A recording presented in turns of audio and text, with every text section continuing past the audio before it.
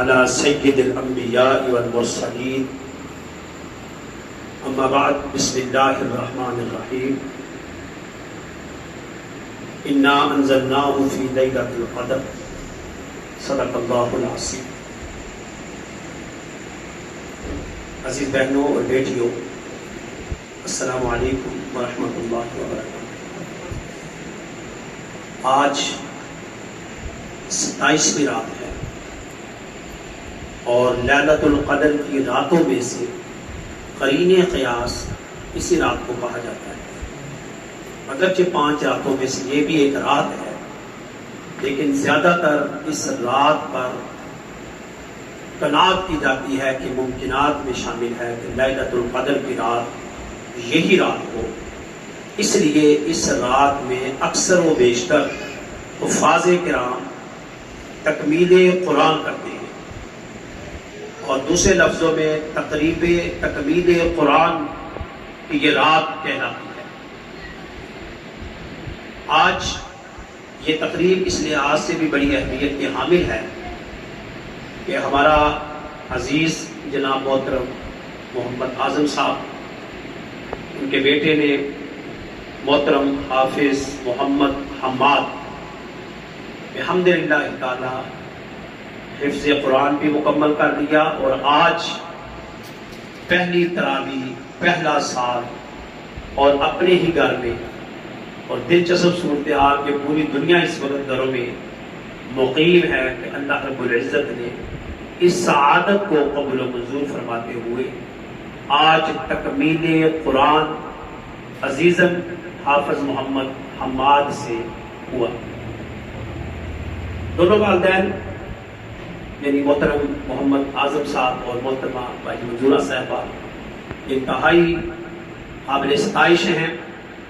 انتھک محنت سے اس بچے کے اوپر جدوجہد کی، اور وہ خواب جو کہ بندہ تصور میں لاتا ہے اس خواب کو آج شرمندہ تعبیر کر دیا گیا. عجیب بات یہ ہے، میں ابھی سوچ رہا تھا، ہماری اپنی سوچ کا محور کچھ اور ہوتا ہے کہ بیسیکلی طور پر یہ عرصہ دراز سے گوجرا میں مقیم تھے. ان کو گوجرا سے لاہور فیض ملا، یعنی میں لاہور میں تھا، اور ایسا فیض ملا کہ وہ بچہ لاہور میں آ کر، یعنی داتا کی نگری میں آ کر، یا لاہور کو فیوز و برکات کا منبع کہا جاتا ہے کہ غوث، قطب، ابدال، ولی کاملین جگہ جگہ موجود ہے. یہاں پر قرآن کی تلاوت، حدیث، سخاوت اور بہت وسعت ہے اس شہر کے اندر. بلکہ میں نے یہاں تک ریسرچ کی ہے کہ میرے آقا علیہ الصلوۃ والسلام نے لاہور کے متعلق ذکر کیا کہ مجھے لاہور سے خوشبو آتی ہے. ایگزیکٹ لفظ لاہور کا استعمال ہوا ہے. اب آپ یہ دیکھ لیں کہ اگرچہ آج تاریخ کہتی ہے کہ 2500 سال لاہور کی پرانی تاریخ ہے، تو لاہور کے اندر صوفیاء کرام نے، حفاظ نے، قراء نے، بلکہ بڑی بڑی دور سے لوگ یہاں پر مقیم ہوئے، اور یہاں پر اللہ تعالیٰ نے ان سے کام لیا، اور بڑی بڑی تحریکات اسی شہر سے اٹھی. حتیٰ کہ غازی الدین شہید رحم اللہ تعالی علیہ بھی اسی شہر کے اندر موجود ہے. تو قرآن مجید کا پہلا مسلح جو میں کہنے لگا تھا کہ جس طرح مقناطیس نہیں ہوتا کھینچ کر بلا لیتا ہے مختلف جگہوں سے چیزوں کو، اسی طرح مقناطیس کی شکل میں اس کنبے کو یہاں، یعنی آج میں یہ سمجھ سکا ہوں کہ ان کا یہاں شفٹ ہونا، مائگریٹ ہونا، اس میں راز کیا ہے. وہ یہ راز ہے، اس بچے نے یہاں پر قرآن کی شمع روشن کر دی، جو کہ آج یہ خواب شرمندہ تعبیر ہوا.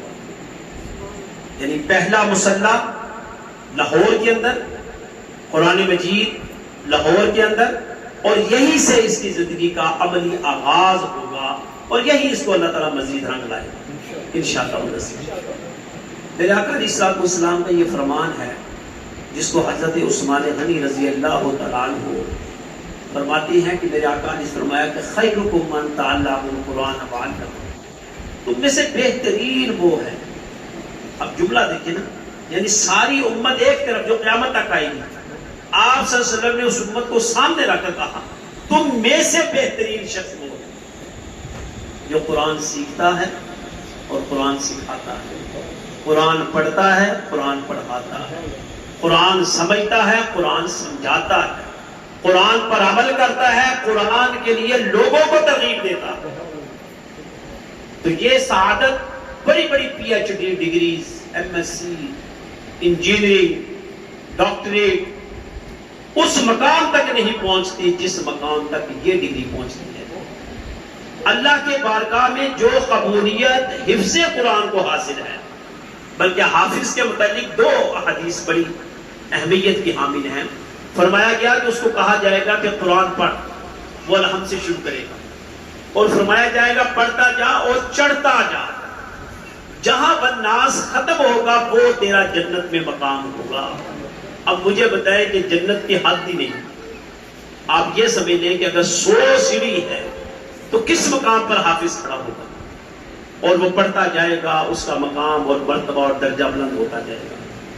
پھر فرمایا کہ ان کے والدین کو قیامت والے دن اللہ جل وعلا ایک نور کی چادر کے نیچے رکھے گا، اور ان کے اوپر سونے کے تاج، یہ سونا جو ہمارا یہ نہیں ہے، خدا کی بارگاہ کا سونا، وہ کیسا سونا ہے، ان کو وہ تاج پہنائے جائیں گے۔ لوگ پوچھیں گے یہ کون ہے؟ نہ یہ ولیوں میں شامل، نہ نبیوں میں شامل، نہ شہداء میں شامل، نہ کسی اور میں شامل۔ یہ کون لوگ ہیں جن کے چہرے چمک رہے ہیں، جن کو الگ پروٹوکول مل رہا ہے، جن کو الگ جو ہے وہ پوشاک اور تاج پہنائے جا رہے ہیں؟ آواز آئے گی حاطف غیب سے کہ یہ وہ والدین ہیں جنہوں نے اپنے بچے کو قرآن کی سر۔ پھر فرمایا کہ 7 نسلیں ننہال میں اور 7 ننہال میں اللہ ایک حافظ کی شفاعت سے معاف کر دے گا۔ یعنی وہ حافظ قرآن اپنے کنبے کے لیے اتنا بڑا باعث رحمت ہوگا۔ آپ کے لیے بڑی سعادت ہے، اور میں اکثر بیشتر کہتا ہوں کہ جس علاقے میں کوئی حافظ ہو، کوئی قاری ہو، یا جہاں پر اس قسم کی تعلیم یا اس قسم کی پڑھائی ہوتی ہو، تو 40 گھر دائیں، 40 بائیں، 40 پیچھے، 40 آگے، اللہ تعالیٰ ان سب کو بخش دے گا۔ اور کئی دفعہ یہ ہوتا ہے کہ اس حافظ کے قدم سے بڑے بڑے گناہ ہو رہے ہیں اس بستی کے اندر، اللہ ان گناہوں کو اس ایک شخص کی وجہ سے معاف کر دیتا ہے۔ اور کئی دفعہ ایسا ہوتا ہے کہ وہاں نحوست ہوتی ہے، اللہ رب، کئی دفعہ لوگ آپ سوچتے ہیں کہ یہاں اتنا ظلم ہوتا ہے، کچھ بھی نہیں ہوتا، لیکن اللہ جل وعلا ایک شخص کی وجہ سے، اور اسی طرح کئی دفعہ ایک شخص کی وجہ سے اس بستی کو تباہ کرتا ہے۔ اس لیے یہ بڑی سعادت ہے، اور یہ سعادت اس لحاظ سے بڑی اہمیت کے حامل ہے کہ یہ اللہ کا کلام اور حضور کی زبان، اللہ کا کلام ہو اور حضور کی زبان ہو، اور یہ امت حامل قرآن ہو، اور اس سے بڑھ کے اور کیا بات ہے۔ حضرت علامہ نے فرمایا درس قرآن کو اگر ہم نے بلایا نہ ہوتا، یہ دن خدا نے ہمیں دکھلایا نہ ہوتا۔ آج اگر ہماری پسپائی ہے تو وہ قرآن سے دوری ہے۔ ہم نے قرآن کو روایتاً درایتاً نہ پڑھا ہے نہ سمجھا، ورنہ قرآن کے مدارج ہیں، اس کا ایک لیول سمجھنے کا ہے، ایک لیول سمجھانے کا ہے، اس سے بڑھ کر کوئی ابتدائی سطح کے لوگ ہیں ان کو بھی اجر، کوئی اس سے آگے سطح کے لوگ ہیں ان کے بھی اجر، کوئی اس سے بھی سطح کے لوگ ہیں ان کے بھی اجر۔ ہر سطح کے لوگوں کو الگ الگ اللہ تعالیٰ اجر عظیم سے نوازتا ہے۔ مجھے بھی اللہ تعالیٰ نے یہ سعادت بخشی تھی کہ 7 سال کی عمر میں میں نے پہلا مصلح گھر ہی میں سنایا، اور یہاں لاہور میں ہی فاروق گنج کے اندر پہلا مصلح خواتین کی، ایسے ہمارا برآمدہ تھا بڑا لمبا سا، تو اس برآمدے کے اندر خواتین کا ایک جگہ غفیر ہوتا تھا، تو پہلا مصلح ہمارے استاد مکرم تھے، اللہ تعالیٰ کروٹ ان کو غریق رحمت کرے۔ بلکہ ان دنوں میں مجھے خاص اپنے تمام اساتذہ یاد آتے رہے، اور میں ان کے لیے خصوصی دعا، ویسے تو حرم شریف کے اندر بھی دعا، کہ انہوں نے بڑا یہ کردار ایک ہوتا ہے استاذ کا، کہ بڑی محنت کے ساتھ، جس طرح ایک مستری محنت کے ساتھ اپنے ہنر کی تیاری کرتا ہے، اس طرح ایک استاذ بڑی محنت کے ساتھ ایک کردار کو کیا، اس کے لیے لازمی دعا کرنی چاہیے کہ اللہ ان کو درجات بلند فرمائے۔ اگر دنیا سے گزر چکے ہیں اللہ تب بھی ان کے درجات، تو یہ ایک بڑی سعادت ہے. اس سعادت میں آپ کا بھی حصہ پڑ گیا. آپ نے تراویح بھی پڑھی, آپ نے قرآن سنا, اور پھر ایسے زمانے میں, یعنی جس زمانے میں ہم جا رہے ہیں بڑا خطرناک, یعنی ایک ہوتا تھا کسی علاقے میں زلزلہ آیا, کسی علاقے میں طوفان آیا, کسی علاقے میں بارش ہوئی, کسی علاقے میں سیلاب آیا, آپ سمجھتے تھے بس. لیکن اس وقت پوری دنیا جو ہے بیک وقت پوری دنیا لاک ڈاؤن میں چلی گئی. پوری دنیا گھروں میں مقید اور مقیم ہو چکی. پوری دنیا آپ یہ دیکھیں کہ کچھ لمحات کے لیے ان کو کہا گیا باہر آ جاؤ, تو ایک جم غفیر باہر نکلا کہ جس میں لوگ اندر گرفتار تھے, اور ایک نوعیت چینج ہو گئی. تو بھول گئے کہ بیماری ہے نہیں, بھول گئے کہ کیا ہمیں ہوگا, یا ان دھکوں سے ہم کہیں گر نہ جائیں. لیکن دنیا اس طرح اندر ہزار ہو چکی تھی. لیکن آپ کے لیے سعادت ہے کہ آپ اندر بیٹھ کر آپ نے جمعہ بھی پڑھا, آپ نے نماز بھی پڑھی, آپ نے تراویح بھی پڑھی, آپ نے دعائیں بھی کی, آپ کے اس گھر میں مجلس بھی ہوتی رہی. یہ سعادت اس سے بڑھ کر اور کیا ہے. اور سال ہر سال پہلے ہم یہ کہا کرتے تھے کہ اپنے گھروں کو آباد کرو, اپنے گھروں کو آباد کرو. اللہ نے ایسا کرم کر دیا کہ اب آپ کی مرضی ہے کہ گھروں میں جو پڑھتے ہوں گے خوش قسمت ہیں یا لڑتے ہوں گے. لیکن جنہوں نے اس شمع کو جو پہلے ہی روشن تھی ان کے لیے پرابلم نہیں, وہ تو پہلے ہی کیا پرابلم ان کے لیے ہوئی کہ جن کی عادت نہیں تھی کام کرنے کی, گھر میں بیٹھنے کی اور بیٹھ کر پڑھنے کی عادت نہیں. آج اللہ تعالیٰ نے یہ موقع فراہم کر دیا, اور ایک دفعہ آپ نے جھلک دیکھنی ہے. اس کو میں کہوں گا کہ ہمارے سلسلے کا ایک بہت بڑا عروج, یعنی ہم سوچ نہیں سکتے تھے کہ اس قسم کا عروج آئے گا. یہ دنیا سے بھاگی ہے گھر کی, اور گھر کے اندر جنہوں نے آ کے مسلے بچھائے انہوں نے ویلکم کیا, جنہوں نے تسبیحات رکھی تھی انہوں نے ویلکم کیا, جو صلاۃ والسلام پڑھتے تھے انہوں نے گٹ کے بچھا دی, چلو جی بیٹھ کر پڑھو. تو یہ جو لمحات ہیں, ان لمحات کے اندر سب سے زیادہ کثرت کے ساتھ حضرت عائشہ صدیقہ رضی اللہ تعالیٰ سے مروی ہے, حضور صلی اللہ علیہ وسلم نے فرمایا یہ دعا پڑھا کرے, اللہم انک عفو تحب العفو فاعف عنا یا غفور.